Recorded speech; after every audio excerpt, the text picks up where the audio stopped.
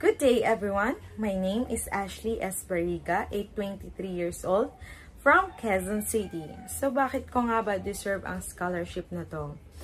Kasi since bata pa lang po talaga ako, ito na po talaga yung dreams ko to become an artista. So namomotivate po ako sa mga nakikita ko on TV, sa mga palabas. And nasa isip ko is I want to become one of them someday, and I hope this will be the first step of my journey to become a actress or to fulfill my dreams. And I want to be part of your workshop, and I hope that matanggap ako wholeheartedly, and I want to improve my skills at acting too. So, I really hope na matanggap ako this time.